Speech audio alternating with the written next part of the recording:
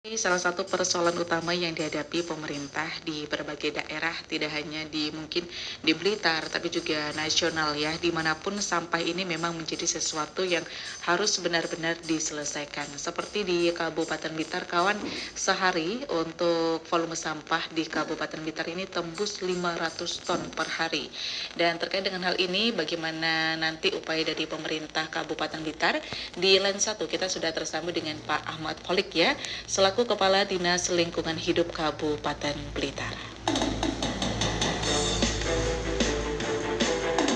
Saatnya ikuti Bincang Pagi.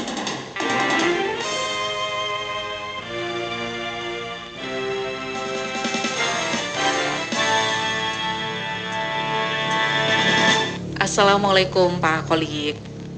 Waalaikumsalam Mbak Dinda. Inggih. Selamat pagi. Pagi Teman-teman juga. juga dari Radio Merah.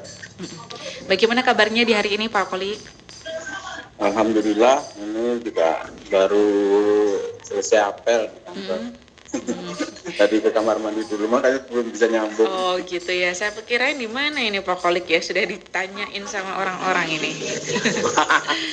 Oke baik Pak Kholik, terkait dengan sampah ya di Kabupaten Blitar, ini tentu terus menjadi persoalan ya. Ini seperti apa kondisinya di kawasan Kabupaten Blitar? Oke, terima kasih Mbak. Jadi kalau soal sampah memang sekarang sudah bukan hanya masalah Kabupaten Blitar aja, kayaknya juga masalah hampir seluruh kabupaten kota di Indonesia ya. Tidak ada yang kayaknya bisa 100% full mengatasi sampah dengan tuntas itu tidak ada. Betul. Tapi kan kita di Blitar ini memang harus terus untuk mencari berbagai macam cara bagaimana untuk mengurangi sampah. Yang penting itu mengurangi sampah. Kemudian yang kedua itu bagaimana mengolah sampahnya supaya tidak terus menjadi timbunan atau tidak terus menumpuk di tempat-tempat pembuangan air sampah kan seperti itu. Oke. Baik, kalau sehari itu volume sampah kita betul ya Pak ya, tembus 500 ton per hari? Itu namanya timbulan sampah. Jadi timbulan sampah itu hitungannya setiap pribadi, Mbak. Jadi diperkirakan setiap pribadi orang itu satu hari itu per pribadi itu menghasilkan, kalau hitungan kami itu 0,3 kilogram sampah per hari. Terus dikalikan jumlah penduduk Kabupaten Blitar sekitar 1,2 atau berapa gitu. Nah ketemunya ya berkisaran di antara 50 ton per hari. Itu timbulan tuh namanya apa? Prediksi sama apa ya? Kecenderungan orang tiap hari kita mengalirkan sampah. Ya mungkin ada yang nggak sampai segitu, tapi ada juga yang lebih dari segitu kan gitu kan. Kalau bayi kan mungkin ya nggak banyak. Kalau orang yang nggak banyak menggunakan barang-barang yang membuang sampah atau yang mengandung sampah juga enggak. Tapi ada juga yang setiap hari kan gitu, kayaknya seperti pedagang itu kan tiap hari ngeluarin kresek dan sebagainya, itu kan akhirnya mereka lebih banyak volumenya kan gitu. Oke, baik. Kalau dari 500 ton per hari ini mayoritas 50 ton ya Pak ya, yang betul. Iya. Oke, 50 ton per hari ini mayoritas sampah apa saja nih Pak? Kalau mayoritas kita itu sampah yang paling besar itu sampah rumah tangga. Plastik itu hampir mencukupi sampah rumah tangga itu sampah keluar dari rumah. Itu kemudian sampah dari pasar itu sekitar 20%, yang rumah tangga itu sekitar hampir 40% kan gitu. Kemudian sampah-sampah dari fasilitas publik ya itu sekitar berapa 20-an% dan lain-lain sekitar hampir 10%. Tapi yang mendominasi ya sampah rumah tangga, kemudian sampah pasar. Nah itu cukup banyak ya. Ini berarti kalau dibandingkan dengan wilayah Kota Blitar yang hanya 3 kecamatan, volume sampahnya per hari itu 70 ton Pak. Ini masih banyak kota ya ternyata dari 22 kecamatan di Kabupaten Blitar. Ya mungkin baik. Mungkin nggak tahu ya, mungkin aktivitas kan ekonomi lebih banyak di Blitar barangkali ya. Gitu sehingga ya. kan mungkin ya karena ya orang kabupaten kan juga banyak yang ke Blitar kalau tiap hari kan bisa jadi kan beraktivitas kan akhirnya timbulan sampah mungkin dari pasar-pasar yang ada di kota mungkin akhirnya lebih banyak. Oke, baik. Mungkin seperti itu ya Pak Kholik ya. Saya juga kurang tahu lagi, mungkin dari teman-teman daerah kota yang lebih paham. Oke, baik. Baik, kalau kita jumlah TPA mencapai berapa Pak di kabupaten? Kalau yang masih eksis sih sebenarnya 3. Mm-mm. Yang di barat itu ada TPA Kendal itu yang di Kecamatan Serengat itu. Mm-mm. Yang kedua yang menjadi apa ya? Menjadi bukan unggulan ya. Sampah kok Menjadi apa unggulan. istilahnya? Apa ya? Bahasa Indonesia itu kalau Utama yang kita ya. andalkan, yang utama itu di Tegal Asri Linyi. Mm-mm. Kemudian yang berikutnya yang ada di Pagerwojo di Kecamatan Kesamben. Oke, yang kemarin sempat rame itu Pak ya di Pagerwojo Ya, itu. yang sebenarnya bukan masalah sampahnya, tapi masalah jalannya. Oke. Cuman orang lihatnya sampah. Sampahnya gitu ya. Kalau Padahal misalnya jalannya. betul, kalau nggak baca sampai selesai itu dikiranya ya sampahnya itu yang jadi persoalan atau TPA-nya. Betul, iya. Oke. Cukup Pak, 3 TPA ini untuk mengatasi 22 wilayah kecamatan yang ada di Kabupaten Blitar. Kalau saya sih mengatakan tidak cukup, karena ya dari segi luasan aja per TPA juga sangat sempit. Paling itu tidak sampai 2 hektar. Yang di TPA Tegal Rejo aja, Tegal Asri Linyi itu aja hanya 1,2 hektar. Kemudian tidak sampai 2 hektar itu yang di Kesamben itu. Terus yang di Serengat itu tidak sampai 1 hektar malah. Jadi ya kecil-kecil, minimal kan sebenarnya kan TPA kita harusnya ya minimal 5 hektar lah, minimal menurut saya. Untuk 1 TPA ya. Jadi minimal, makanya kita berpikir untuk ke depan itu kita harus merubah sistem pengolahan sampah yang ada di TPA kita. Dari TPA yang sifatnya itu bukan open dumping ya, kontrol landfill yang sekarang masih berlaku. Nanti kita dengan model TPST. Seperti apa Jadi itu? kalau sistem kontrol kalau open dumping itu berarti sampah itu langsung ditaruh aja di tempat pembuangan akhir itu tanpa ada upaya pengolahan berikutnya kan begitu. Kemudian kalau kontrol landfill itu sampah ditaruh di sana setelah dipilah terus ditimbun dengan tanah, itu namanya kontrol landfill. Nah yang paling baik itu ya dengan sanitary landfill, diolah dulu, kemudian juga akhirnya residunya dihabiskan kan. Jadi kalau pengolahan itu kan berarti membutuhkan teknologi. Betul. Nah sementara kalau di Kabupaten Blitar itu untuk peralatan pengolahan sampah itu kita belum punya. Terbatas ya. Iya, ya mungkin karena faktor anggaran ya. Di Blitar itu kan, karena mungkin kalau menurut saya pribadi, mungkin karena dari dulu urusan sampah ini juga kayak, ya apa ya, kayak dianggap belum sampai begitu membahayakan kayak di tempat-tempat lain gitu, barangkali gitu ya. Sehingga mungkin alokasi penganggaran dan sebagainya itu belum sampai se-urgen urusan infrastruktur yang lain kan. Nah tapi ke depan ini sudah mulai kok, ke depan ini sudah mulai berpikir bahwa kita tidak bisa tinggal diam dengan pola yang lama, kita harus merubah TPA itu menjadi TPST kan. Dari tempat pengolahan sampah terpadu. Seperti yang disampaikan Bapak Bupati kemarin, waktu beliau meninjau ke TPA Tegal Asri itu kan beliau sangat berkomitmen untuk merubah pengolahan TPA kita menjadi TPA yang terpadu. Jadi dengan Halo.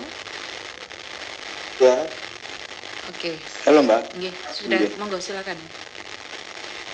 Oke, terima kasih.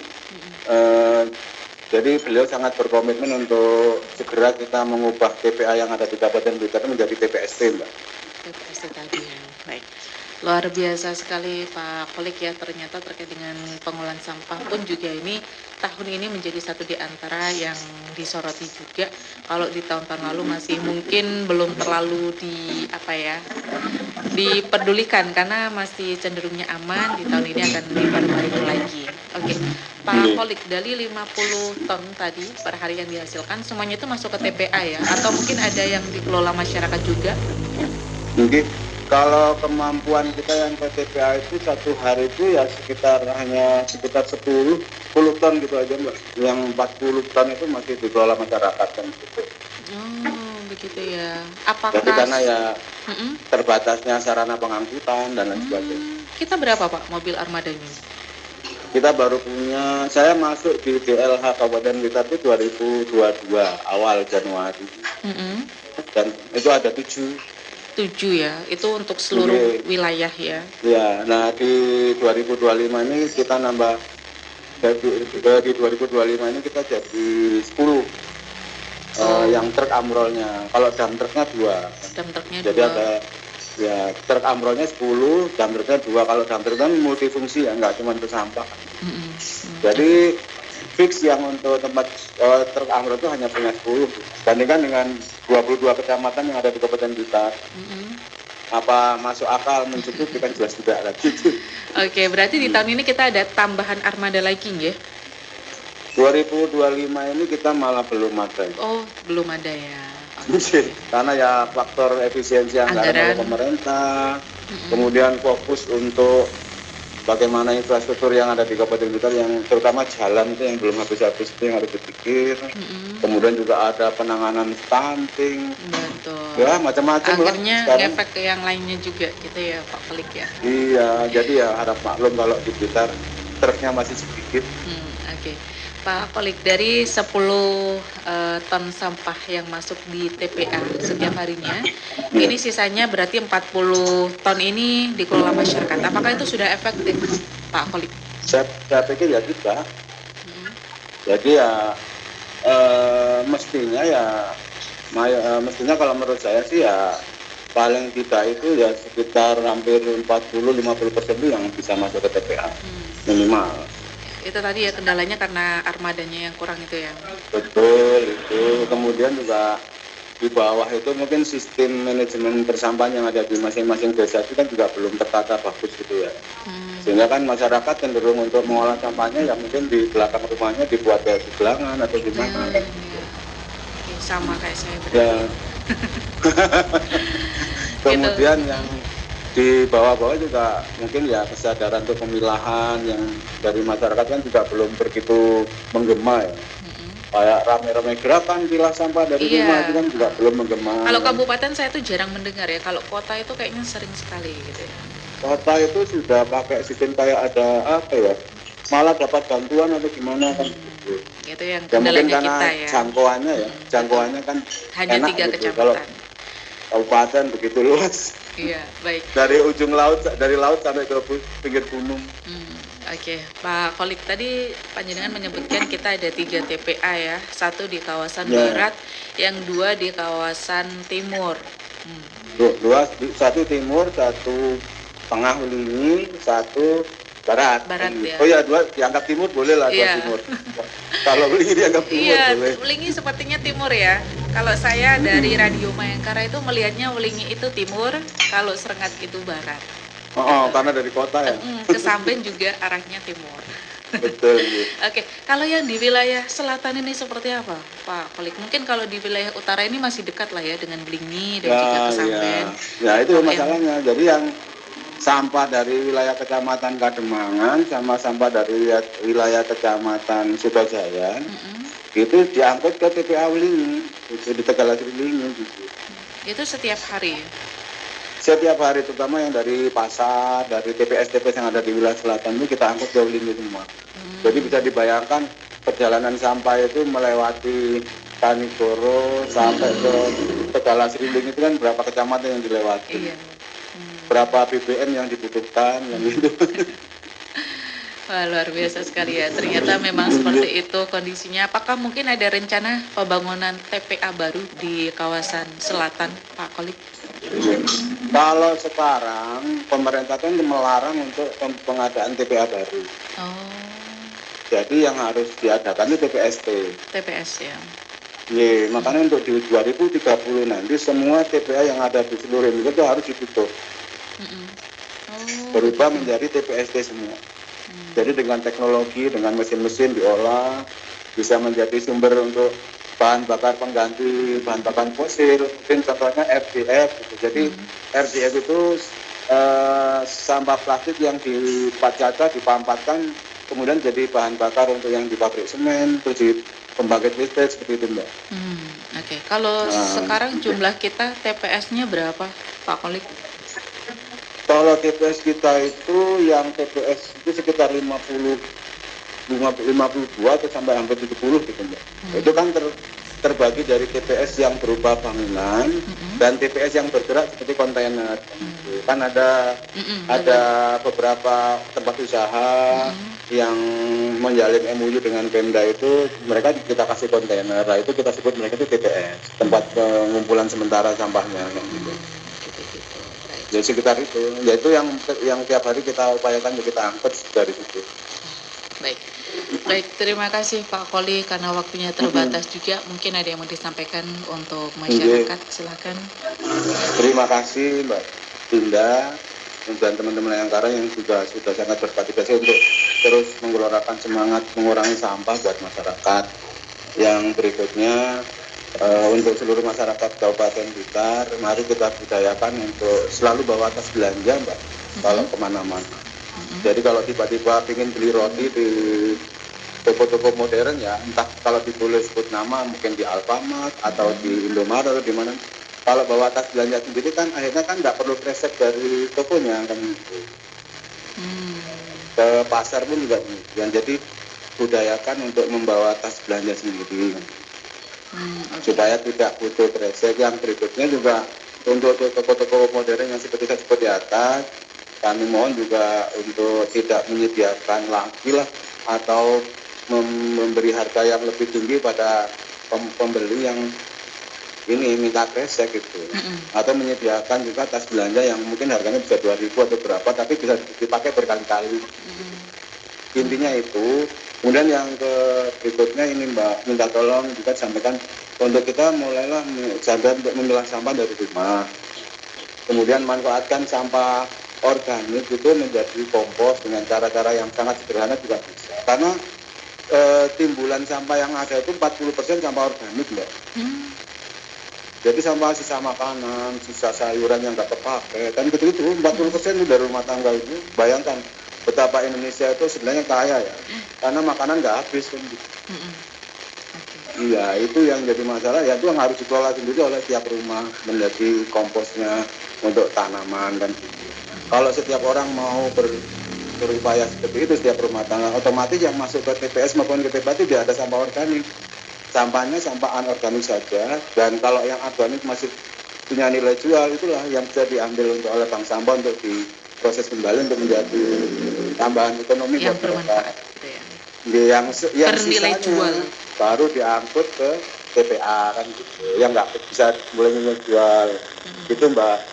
Jadi mudah-mudahan kalau terus kebersamaan semua pihak itu, Kabupaten Blitar bisa sedikit banyak bisa bernapas untuk bisa meningkatkan kualitas pengelolaan sampahnya lebih baik lagi dengan rencana ke depan untuk membangun TPST di mana di beberapa tempat seperti itu. Itu Mbak Dinda. Baik, terima kasih Pak Kholik untuk waktunya. Mudah-mudahan sukses selalu dan upaya-upaya untuk mengatasi sampah di Kabupaten Blitar bisa berjalan sesuai dengan rencana. Amin. Amin, matur nuwun. Mudah-mudahan Mayangkara juga tetap jaya di udara. Amin. Terima kasih Pak Kholik untuk waktunya. Sukses selalu Pak. Assalamualaikum. Sama-sama. Waalaikumsalam warahmatullahi wabarakatuh.